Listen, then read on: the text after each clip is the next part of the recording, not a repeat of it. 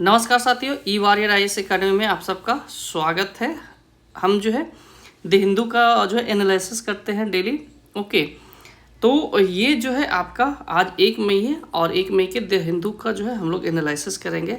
कहा जाता है कि आप अगर यूपीएससी कर रहे हैं तो आपका जो रीढ़ की हड्डी है यूपीएससी का, तो द हिंदू का एनालिसिस ही है। ओके, अगर आप इसे अच्छे से साल भर कर लेते हैं तो आपका यूपीएससी जो है 90% आपका क्लियर हो जाएगा ही। Okay, 90 to 95%। लेकिन यही होता है कि अच्छे से आपको करना पड़ता है, क्योंकि यहाँ से पीटी मेंस के क्वेश्चन आपको बनते ही हैं। पहला आते हैं कि जो है द फर्स्ट जो है इंटरनेशनल क्या है कि international exposition of Holi religion Buddha in India. मतलब कि लेह में जो है बुद्ध पूर्णिमा के दिन में जो है फर्स्ट इंटरनेशनल एक्सपोजिशन, ठीक है, ऑफ होली बुद्धा जो है बनाया जाएगा। ठीक है, और इसके लिए जो है होम मिनिस्टर अमित शाह जो है ले गए हुए हैं। ओके, बस इतना ही था। तो चूंकि ये फर्स्ट है इसलिए ये न्यूज़ में है। ओके, आगे इस पर कोई आर्टिकल आता है कल तो मैं आपको बताऊंगा।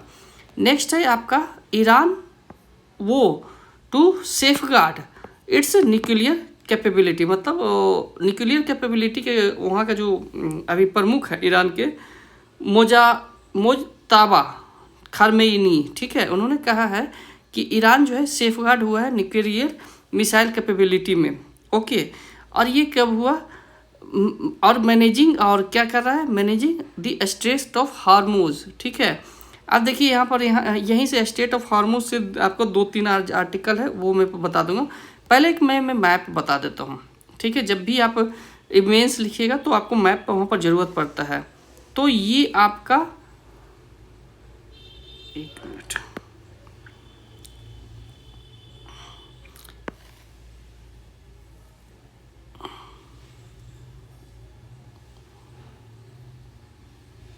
ठीक है, ये इंडिया हो गया और ये आपका इधर गल्फ ऑफ पर्सिया होता है। ठीक है, ये थोड़ा ऐसे है। ठीक है, तो ये गल्फ ऑफ पर्सिया हो गया और ये स्टेट ऑफ हार्मोस हो गया। ठीक है, तो यही कह रहा है कि इस पे जो है कंट्रोल हुआ है।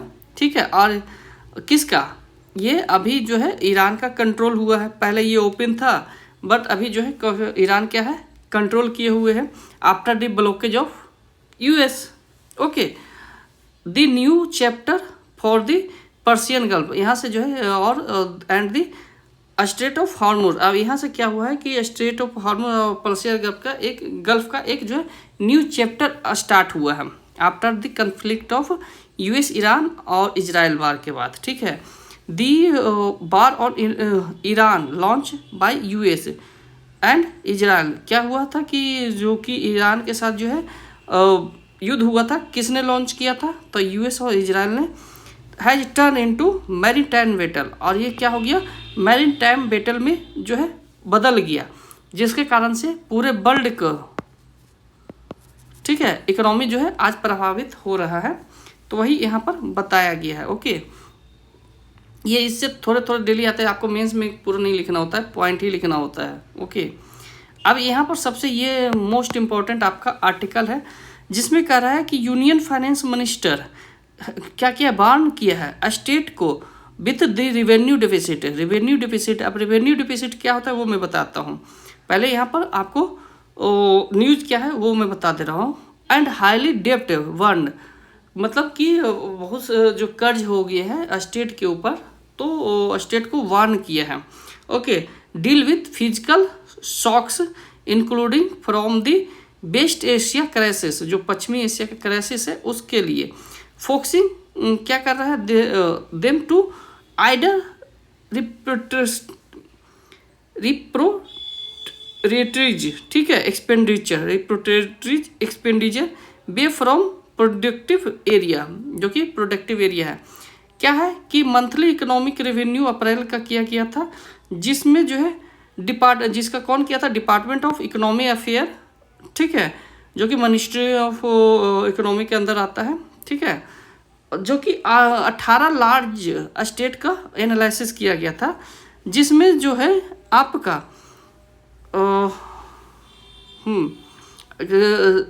प्रोजेक्शन ये 2026-27 पर किया गया था।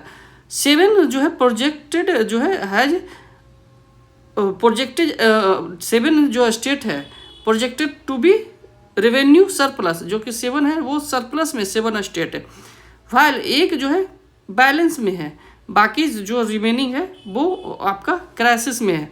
जिसमें देखिए 7 1 8 तो 8 है, जिसमें 10 जो है आपका क्राइसिस में। यहाँ वही बताया गया था ऊपर में कि 10 है जो है रेवेन्यू डिफिसिट, ठीक है। रेवेन्यू डिफिसिट क्या होता है कि एक्सपेंडिचर अधिक होता है और रेवेन्यू कम होता है। अब ये एक्सपेंडिचर किस में, तो ये होता है आपका सैलरी। रेवेन्यू डिफिसिट मतलब सैलरी आप ज़्यादा दे रहे हैं, पेंशन ज़्यादा दे रहे हैं, सब्सिडी ज़्यादा दे रहे हैं और इंटरेस्ट पेमेंट ज़्यादा कर रहे हैं, एक्सीड हो चुका है, ठीक है। ये क्या करता है, और जो रेवेन्यू है वो कम है, जिसके कारण से ये जो है आपका रेवेन्यू डिफिसिट होता है। मतलब कह रहा है कि इनकम आपका ज़्यादा है और इनकम कम है और एक्सपेंडिचर ज़्यादा है, ठीक है। तो ये रेवेन्यू डिफिसिट होता है। और ये रेवेन्यू पर जो भारित कौन कौन होते हैं, वो आपके pension, subsidy, interest, salary, okay, और इंटरेस्ट पेमेंट, ओके। अब यहाँ पर देखिए कि GSDP जो कि है ग्रॉस स्टेट डोमेस्टिक प्रोडक्ट, इसमें जो है हिमाचल प्रदेश का रेवेन्यू डिफिसिट -2.4 था, पंजाब का 2.2, केरल का 2.1, ठीक है। इसके बाद जो है आंध्र प्रदेश का जो है आपका 1.1, राजस्थान का जो है 1.1, हरियाणा का आप जो है 0.9, कर्नाटक का 0.7 और महाराष्ट्र का भी 0.7 और छत्तीसगढ़ का 0.3 है। ये देखिए आपका जो स्टेट जो है वो नीचे की ओर जा रहा है रेवेन्यू डिफिसिट में, उसको आपको बताया गया है, ओके। कुछ तो 2 से नीचे हैं, कुछ 1 से है, कुछ 0 से, ठीक है। तो ये चीज़ है। कहा जाता है अभी तक जो है कोरोना के टाइम में ही जो है भारत रेवेन्यू डिफिसिट सरप्लस में था, ठीक है, क्योंकि वहाँ पर कम हुआ था, ओके। तो ये आपका न्यूज़ था। और इसके बाद हम लोग आ जाते हैं आर्टिकल में। हाँ, ये जो आपका बुद्ध पूर्णिमा के दिन ये जो बनाया जा रहा है, ठीक है, यहाँ पर एक कोट है, ये कोट याद कर लीजिएगा, मेंस के लिए आपका काम देगा, ठीक है। बुद्ध बोध भी है और शोध भी है। बुद्ध क्या, बोध भी है और शोध भी है। इसके बाद जो है बुद्ध विचार भी है और संस्कार भी है, ठीक है। बुद्ध क्या है, विचार भी है और संस्कार भी है, ओके। चलिए आगे जो है हम लोग करते हैं नेक्स्ट।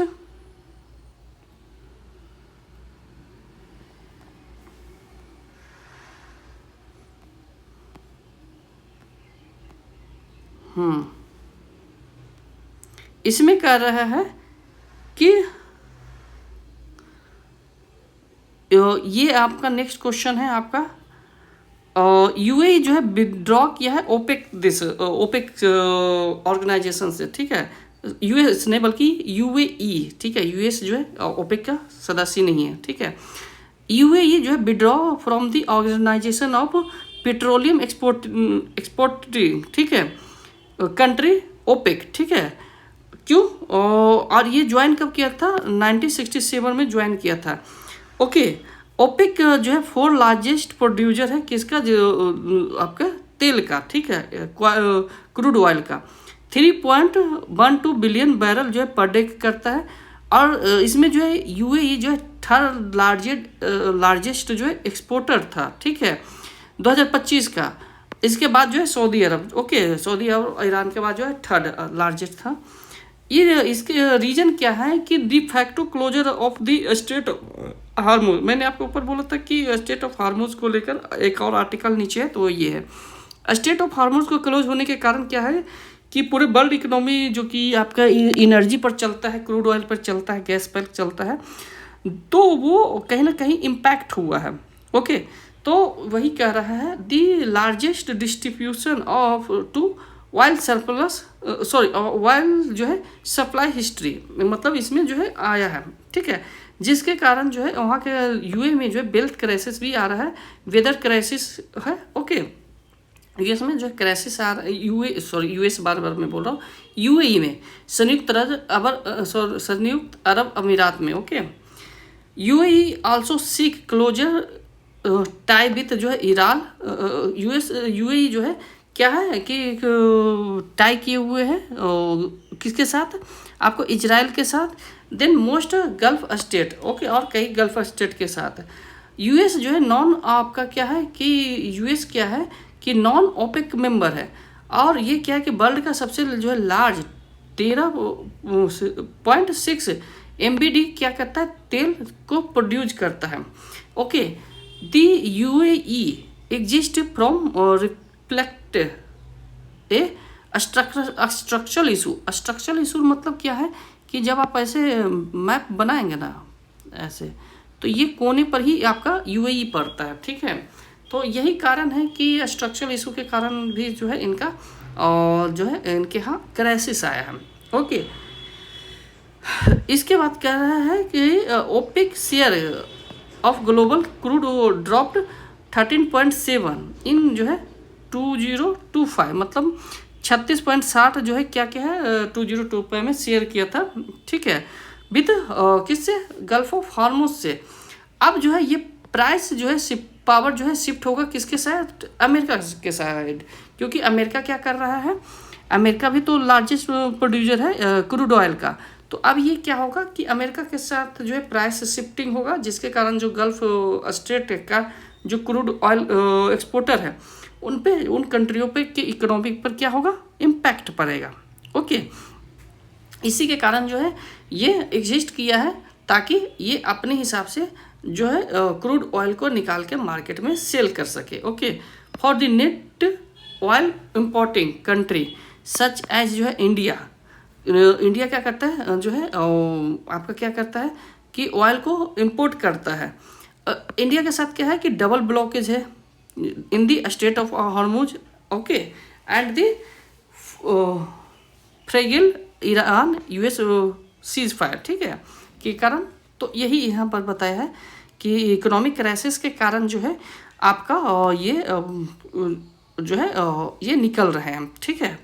अब यहाँ पर एक क्वेश्चन आ रहा है कि India sprint beyond the dairy red line to the Pacific, मतलब इंडिया जो है डेरी रेड लाइन का जो है इंडिया क्या क्या है पार किया है, किसके, dairy red line to the Pacific के साथ। मतलब कि इंडिया जो है फ्री ट्रेड एग्रीमेंट जो है दिसंबर 2025 में न्यूजीलैंड के साथ किया था, जो कि एक जो है marked by fractured supply chain, ठीक है। इसमें क्या है कि गाइडेड बाय जो है विजन विकसित भारत के गाइडेंस के कारण किया गया था। इंडिया हैज रिकैपेबुलेटेड, ठीक है, सॉरी रिकैलिब्रेटेड, ठीक है, it's foreign trade policy transitional from the cautious tariff focus, okay, negotiator and strategic high velocity partner, ठीक है। अब इसमें फ्री ट्रेड एग्रीमेंट से जो है फ़ायदा क्या है, इंडिया फास्टेड कंक्लूडेड FATF, मतलब इंडिया क्या क्या है कि फास्टेड मतलब कंक्लूड किया गया है नेगोशिएशन, ऑफिशियली जो है लॉन्च कब किया गया था, मार्च से दिसंबर 2025 में लॉन्च किया था कि जितना जो है ज़्यादा हम फ्री ट्रेड एग्रीमेंट कर सकें। ओके, इसमें क्या है कि फ्री ट्रेड एग्रीमेंट जो है एम्बेडेड करता है टैलेंट मोबिलिटी, क्या करता है, टैलेंट मोबिलिटी, जो कि इकोनॉमिक पिलर का जो है, इकोनॉमी का एक पिलर है। इसमें जो है न्यूजीलैंड के साथ योगा और मॉरी दोनों कंक्लूड हुआ है। ओके, मतलब हमारे योगा को वो अपनाएंगे और उसके मॉरी को हम अपनाएंगे। ह्यूमन कैपिटल आउटफ्लो, इससे क्या होता है, ह्यूमन कैपिटल का आउटफ्लो होता है दोनों देशों के बीच में, इंक्लूडिंग प्रोफेशनल पाथवे होता है।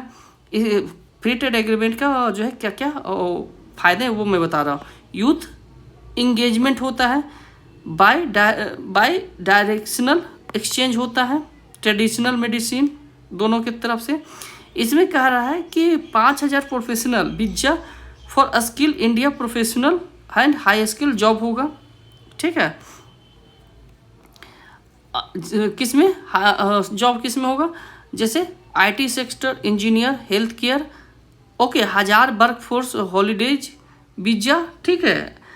इसके बाद क्या कर रहा है कि मोस्ट इम्पोर्टेंट यह जो है फर्स्ट बायलेटरल है रिस्पेक्टरी एग्रीमेंट, जिसमें जो इंटरनेशनल जो है रिकॉग्नाइजेशन ऑफ इंडिया आयुर्वेद, मतलब इंडिया के आयुर्वेद के साथ जो है आयुर्वेद, योगा, यूनानी और सिद्धा, साथ में होम्योपैथिक के साथ जो है आयुष जिसको कहते हैं के साथ न्यूजीलैंड ने एग्रीमेंट किया। उनका हेल्थ केयर क्या है, मॉरी हेल्थ को हम अपनाएंगे, हमारे योगा और आपका आयुर्वेद, यूनानी, सिद्धा और होम्योपैथिक को वो अपनाएगा, ठीक है।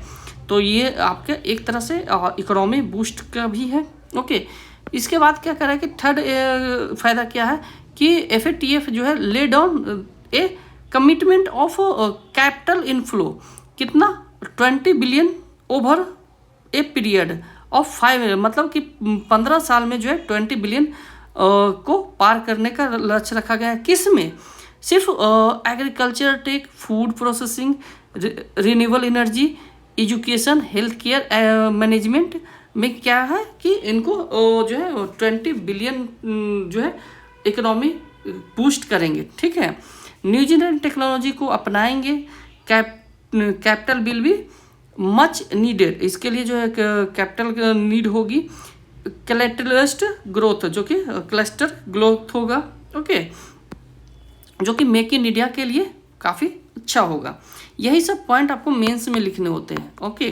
तो ये सब पॉइंट आप वीडियो पॉज करके लिख सकते हैं, हिंदी में भी लिख सकते हैं, इंग्लिश में भी लिख सकते हैं, कोई इशू नहीं है, ओके।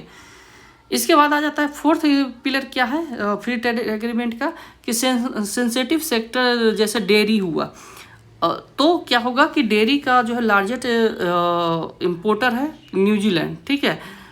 तो इंक्लूजन ऑफ फ्लूड मिल्क क्या करेगा, न्यूजीलैंड क्या करेगा, फ्लूड मिल्क को, चीज़ को, योगस्ट फ्रॉम डर्टी कंसेशन, ठीक है। India will grant progressive market access on a dairy free basis, ठीक है। High value added dairy product, मतलब इंडिया क्या करेगा, हाई वैल्यू एडेड जो है डेयरी प्रोडक्ट को सेल करेगा ओवर 7 ईयर पीरियड में, ठीक है।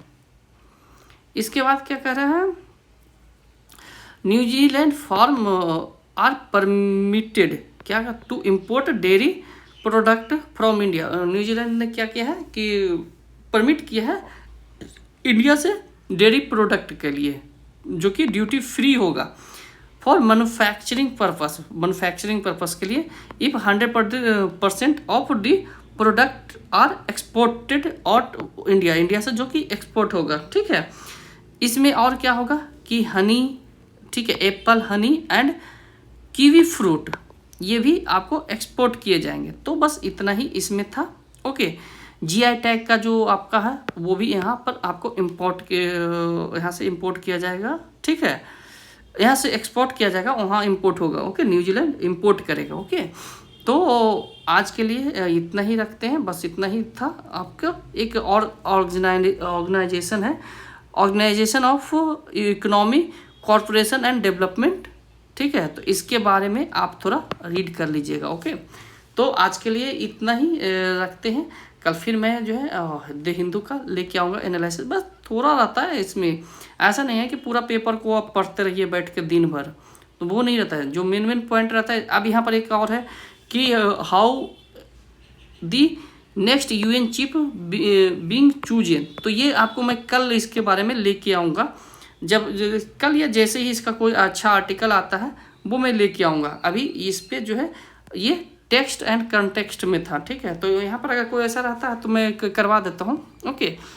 अभी नया जो है UN प्रेसिडेंट नहीं चुना गया, वो चुना जाएगा, जैसे उसके पर आर्टिकल आएगा मैं लेके आऊँगा, ठीक है। तो तब तक के लिए धन्यवाद। जो लोग इस चैनल को अवश्य सब्सक्राइब कीजिए, दूसरों तक